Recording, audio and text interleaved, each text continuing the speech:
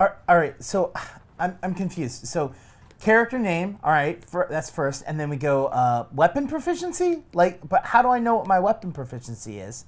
Or maybe, okay, maybe it's instead of left to right, it's from top to bottom. So character name, ancestry, so I'm going to be a dwarf, and then I'm a monk, and... Do you know where to find the section about picking a name? What?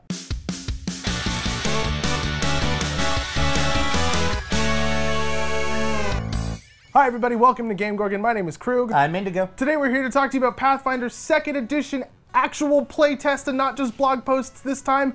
Creating a character. Yeah. This episode brought to you by the Google Pixel Book. What? Ta-da. I'm just kidding. There's no way they'd sponsor us for anything. No, we're going to be going over the character sheet in a step-by-step on how to make it because it's 3 pages and there's a lot of information everywhere. Yes, it is a very intimidating piece of paper looking at it for the first time, especially if you're coming from 5th edition because it is a way simpler piece of paper in 5th edition. Yes. But it's just a lot of the same information repeated over and over yes. again. So once you understand a few key elements, it gets to be pretty simple. So let's go right into it. The first thing that you're going to be doing is choosing your ancestry. By choosing your ancestry, you're going to be gaining a lot of different things. The first thing that you will be doing is gaining a boost to 2 different stats, or in some cases, you'll be gaining a boost to 3 different stats and a flaw to a 4th. You will also be gaining your speed, your size, your starting health, what languages you know, as well as any additional vision that you'll be gaining due to your ancestry. You will also be gaining an ancestry feat, which is located directly below the chosen ancestry. Now, there's quite a few ancestry feats here, so make sure to spend some time and go through them. Now, looking at the character sheet, your character sheet should look similar to mine. Pluses for boosts and minuses for flaws. Next, you will be choosing your background. The background will give you a boost to 2 different stats. One of those stats has to be from a chosen group that they will let you know. The second stat boost will be gone to any other stat that you choose from. Not only that, you will be gaining a skill feat as well as a lore feat that go along with what background you've chosen. Going back to our character sheet, you should have 2 additional boosts as well as a new trained lore. Next is your class. Your class will tell you what your key ability is. This will give you a boost in that key ability. You will also be gaining additional health as well as your perception skill training. You'll also be finding out what your saving throw training will be. Next, you'll find out how many skills you're able to train in. Next is signature skills. The order of this is a little silly, so you'll have to bear with us. The signature skills are something that you don't figure out until a little bit later, but they're asking you here to pick your skills based off of your signature skills.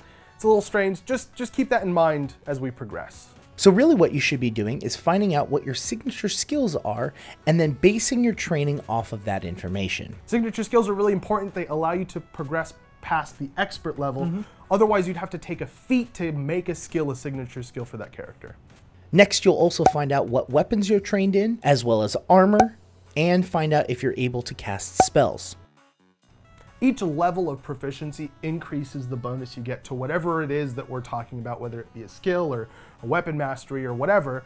The trained level gives you your level in addition to your roll, and then moving up from there you get +1 in expert, +2 in mastery, +3 in legendary, and then legendary also gives you access to some other cool features for that skill that are good. They're very good.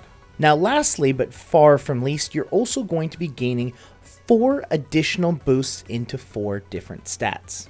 We super forgot to do this the first time we made characters. I have a really underpowered monk on a piece of paper over there.